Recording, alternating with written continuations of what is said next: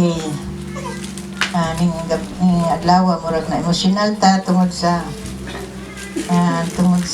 kuan balita sa atong isuon pastor nga patuon na gyud sila sa Ginoo dito sa Amerika pagyud alang-alang nga Amerika o di madugay mawala na po sila sa tuwa. Kita nagpabilin diri maningkamot kanta padayon ta sa pangalagad sa Ginoo kay ang Dios ni aman kanunay kanato og siya takos atong simbahon alagaran. Salamat sa Ginoo sa pribilehiyo nga gihatag sa kuha.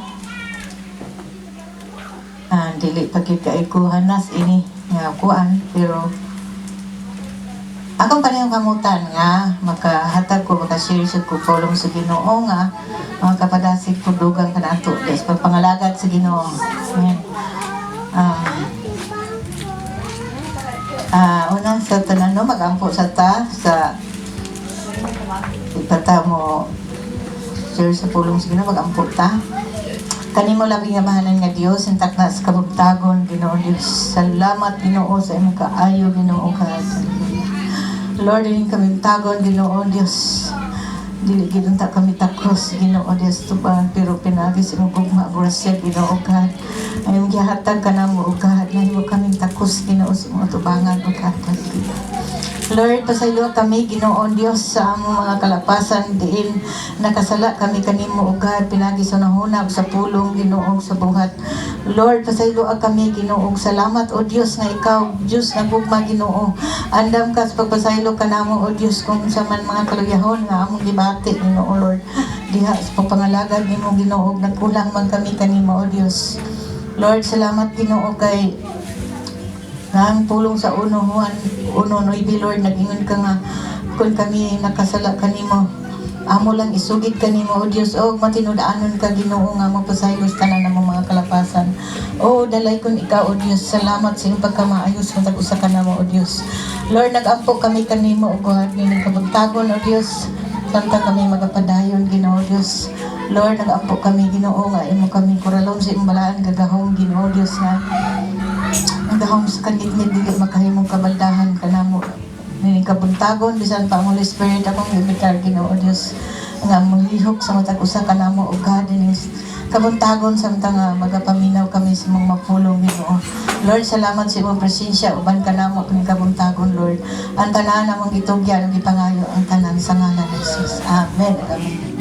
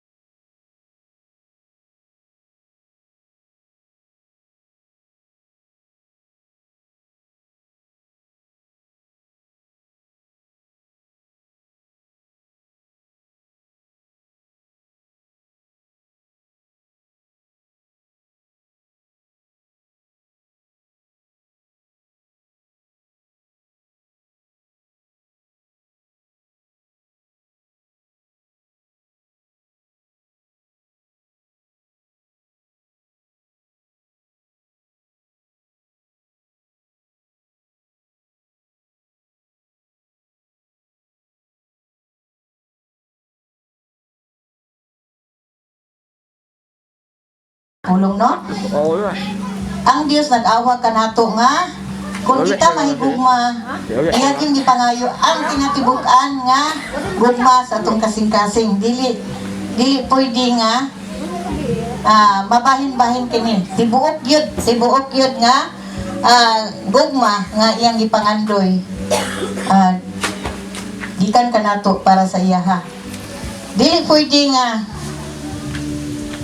siyempre ang atong kasing-kasing nagadikan gid ang mga pulong nga manindot no ang magagula gikan sa atong kasing-kasing kinahanglan yun ka ng siya gyud ang nagalingkod sa atong kasing-kasing nga siya gyud ang magula og siya gyud ang atong isangyaw o ma-represent dinhi sa kalibutan. Dili pwede ni nga atong kasing-kasing mabahin. Doon naman ko'y kasing-kasing nga mabahin. Labi na gyud ka ng mapagikaita ingon ta nga pulong na nakuan yun ang atong gugma ba. Pero dinhi gitudloan kita nga sa tibuok ng imong kasing-kasing imong yung higugmaon ang Dios.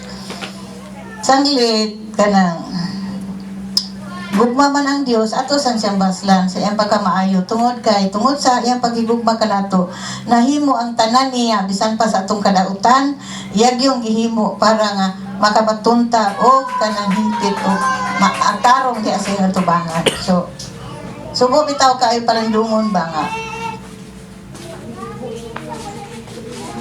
kay nangita ba nangayo magyud ang Ginoo tibuok gyud dili man gyud ingon nga nabahin. So sa tibok ni mong kasing-kasing imong higugmaon ang Ginoo sa mga bisag asa ka mabutang kinahanglan yun mapakita yun nimo ang Dios sa imong kinabuhi. Tama nga manha ka og kuan kaning bisan pa bitaron ka og kanang mga sa diha kinahanglan ipakita yun nimo nga ang Dios naa gyud sa imong kasing-kasing. Di pwede nga kinahanglan ang imong mga baba nga magula sa imong baba mga pagdahay gid sa Ginoo. Dili gyud ingon nga kuan sa manang makanta ta mga pagdahay sa Ginoo. Dili kay mingon ta nga kanta ta tungod pulihan siya nga dawata na Olivia anak ta. Murag ka nang lahi na pud na siya. Kay ingon pa sa Ginoo kinahanglan nga ang mga pulo nga magagula sa imong kasing-kasing kay ang ganang unsa gani nagalingkod sa imong kasing-kasing mao na ang mugula sa imong baba. So kung tinuod ka mahigugma sa Ginoo imo ginangbarugan bisag asa bisan pa man sa imong siguro sa imong mahal sa kinabuhi or mga dalaga diri nga naay mga ilang mga crush siguro doon naman na hinungdan nga manag-away tungod kay walay baruganan no. May lang sila mag-uban pa pero ato na sa gawas ay lain naman ito dalain na pod mao na ang Ginoo pod nato kung unsa man ang atong gisaad sa Ginoo or ato na siyang gidawat siya nagyud ang lingkod siya nagyud ang manghari dili na pwede nga magpagamit pa ta sa gawas or sa kalibutan nga mga kinaiya. Ang ikaduha kaning kasing ito no, ang ikaduha kaning kalag, ang tibok ay mo higugmaon atong angay higugmaon nato nga atong Dios sa tibok natong kalag. Unsa man ning kalag kaning spirit no? Kaya atong lawas kuan man gani composed of body and soul and spirit. Yeah. Kaning atong kalag kung unsay atong buhaton ang atong kalag may mapektahan. Busa man dunay pastor gayon nga sa matag adlaw daw na ay gubat sa atong inabuhi. No, kay kaning unod, mag-ilog na sila. Ang kalag dili gusto kay nasayod man ang kalag. Ang unsay buhat sa unod, siya man gud ang musuffer. Siya man ang mo tagamtam ug unsay ihatag sa Ginoo niya nga hukom mo na nga bantayan na nato ni nga at kinabuhi. Kinahanglan maglakaw gyud ta nga lunsay wala gyud sambog pure nga kanang tinuod yun nga pagpangalagad sa Ginoo. Tinuod nga gugma nga sa ihatag nimo sa Ginoo. Ang gugma andam mo guna siya mo sakripisyo. Kung ang tinuod nga nahigugma andam na siya magsakripisyo.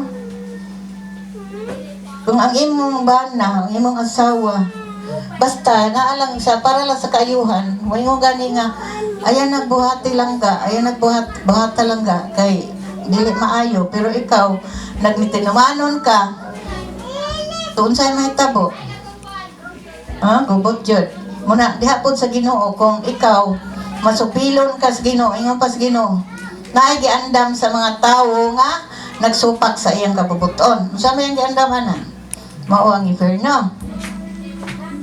Muna gikinahanglan yun nato nga kanang kinahanglan yun nato mamalandong ta kanunay unsay nadunggan nato bahin sa Ginoo kay Magbasa tag Bible, maampo ta para nga mulig-on po ang atong kinabuhi. Aron nga ang ato pong kalag unya pohon busog ba moampo ka para nga imong kalag po dili po na masakitan kay ang ingon nga kuan kaning espiritu ang atong kalag. So ang iyang kalanon ana, ang kalanon sa atong lawas mo na mga pagkaon nga mga lamian. Kung sapian ka lami gyud ang pagkaon, pero kung igo-igo ra yung panginabuhi, igo-igo ra sa imong pagkaon. Usahay kani saging, pero sige lang basta balag saging basta labing hunay gingon. Muna nga gikinahanglan yun na ang ato pong kalag, ang pagkaon po nato ani dili po iyang kanang atong mga litson mga unsa, kundi ang pagkaon sa atong kalag mao ang pulong sa Ginoo. Muna nga kinahanglan po ta nga mabasa ta sa iyang pulong na sa Biblia, then tapos mo ampo ta mao na ang iyang pagkaon. O kanang pinaagi sa iyang kusog, kanang kusog nato atong higumaon ang Dios pinaagi sa atong kusog. Sa may mga akuan sa atong kusog, ha? Natay mahimo diri sa iyang mga bluhaton, no? Bisan gamay, dako na kay kalipay ang Ginoo ana. Nga makabuhat ta para sa Ginoo. Bisan pa manilid lang ka, maghibot lang kag sabot unsa may imong mahimo para sa Ginoo, no? Malipay na ka ang Ginoo ana. Dako na kay nagkalambuan sa atong pagpangalagad sa Ginoo. Nang mangginaon ba? Maguna-una gyud siya. Lagi siya buhaton para sa Ginoo. Nakabalo na ta unsay buhaton nato para sa Ginoo, dili man na pwede nga ato siyang kanang buhatan sa di maayo nga kuan, no? Langalang po ta maghimo tag sabungan diri. Siyempre, mubuhat ta para sa himaya sa Ginoo dinhi na dapit labi na gyud sa atong sitwasyon dinhi, no? Daghan kay dili man ingon nga anitang depende sa atong maabot, no? Nga malipay ang Ginoo sa atoa nga atong mahimo para sa makahimo ta pinakistong kusog nga malipay pud ang Ginoo. Ang atong kusog para lang yun na sa himaya sa Ginoo. Okay? Na atong ablihan sa Levitico 19:18 kung namoy ko niya bala nagingon diri ayaw pagdumot og ayaw usab ayaw usab pag dumot sa inyong mga kadugo o higugmaa ang inyong isig katawo sa paghigugma sa inyong sama sa inyong kaugalingon niya mao ngon niya da ako mao ang Ginoo. So siya nagstorya niini nga higugmaon nato atong isig katawo. Dili nato siya kanang iduot ato siyang kung doon na may kita mang mga tao doon na tayo mga kalapasan bisag na ano ta sa Ginoo sanglit dili pa mangguta perfecto na kita mga inagmay nga kalapasan atong makita. So dili na nato siya kanang siyempre dili nato siya ipanglibak-libak kanto sa gawas kundi atong yampo siya dayon atong istoryahan siya sa malumungang kasing-kasing or malumunga pulong ing ana ang atong ing ana daw dili tagyod ang ngayon nga magdumot sa anon tabangan kung naa ka dili lang man good sa mga kanang sana dili lang ta makahimo sa mga sanang butang kay labi nagapiki buta no makatabang pinagi sa mga butang no makakuan sa tao. Toy di tampon mo tabang sa mga moral support ka na bitang pagdasi kaniya ampo ana labi na gyud ang mga ilo kanang bitang naa diha gibiyaan sa inahan ay tulod diri ka bata ipat man na sila mga bata pero kung atong naluoy kayo kay gibiyaan na sa iyang inahan walay nag-atiman yang inahan. Nya kung mari kanina diri murag kuan siya. Nay, mo ni na daghang kay sa kanang request ana, daghang kay sa request. Nay mo ni na. Luoy ba kayo? Muna nga ngay nga to na silang lingion ato pud silang angat ang kung mahimo atong tabangan ay angat ang ilang kinabuhi, no? Ay luoy kayo kay naman to'y apuhan pero Halos man tanang adlaw mahubog sa ako ng anak. Saan gid anak pagka timan na nga. Mo na gingon sa Ginoo nga ang mga ilo o mga balo angay nato na sila. Kuan. Ato po na sila. Ato na sila mga katungod nga kuan isip nga nahigugma tas di sa Ginoo. Ato ma-expressar ang gugma di sa Ginoo pinaagi ni anak nga mutabang ta ni anang mga anak nga mga sitwasyon. Kuan bitaw kanang lisod na buhaton pero para sa Ginoo murag kuan kay nahigugma man ta sa Ginoo kinahanglan pod ang Ginoo nahigugma sa tuwa so ato pod wala ang gutay kabalo sa Ginoo jud bisan unsahon. Kay sa ilang pagdupa na lang niya sa cross dili gyud na mahimo sa tawo nga magpakamatay siya tungod sa atong mga kalapasan. No dili gyud na mahimo sayop gyud ang uban nga magpalansang-lansang anak or isulto na kaay na. Kay kung mahimo pa na sa tao ihatag na lang na niya sa tao. Aron dili na siya mag-antos dito sa cross. Wala kay dili man iya nang giangkon, iya gyud nang gidupan, iya gitang gidupan sa atong pagkamakasala kay kasala man ta. So mo na nga gingon diri sa John 3:16 kay gihigugma niya ang kalibutan ug tungod ni ana iyang gihatag iyang bugtong anak. Kay kisa tong mosalig tuod diha kaniya dili malaglag kun dili makabaton hinuon sa kinabuhi nga dayon. So inga anak ang iyang tumong diri kanato. So angay gid nato unta siya nga no angay unta nga ato bitaw siya balusan sa kaayo nga iyang gihatag sa tuwa. Nabitaw uban mga anak nang uban po mga anak karon tagsa siguro na mahitabo. Ang uban bitaw mga anak kanang nahamay madunggan ako diha nga kuan kaning makaingon din sila nga ang akong mama, akong papa, ako digin na ako pasagdan kung panangditan magani makatrabaho ko nga anak ko ako digin na ako na sila kalimtan no makatrabaho ko ako gina silang atimanon ingana unta ang atong hunahuna diya sa Ginoo nga kita giluwas man niya mausap unta ng atong hunahuna nga papakita nga iya ra magihangyo gyud nga makarepresenta sa iyang pagka-Dios dinhi sa kalibutan kay dili man gud siya makita mao na nga diri sa tua kita ang ayan no mapakita sa iyang pagkamaayo sa atong kinabuhi kita ang ngayon pero subo una-una usahan kay kasagaran karon nga may tabo no kay tungod siguro sa noon dili sa tuwa wala man mga buutan man ta diri tauban nga dito sa simbahan uban na ay dili na masabtan ang ilang kuan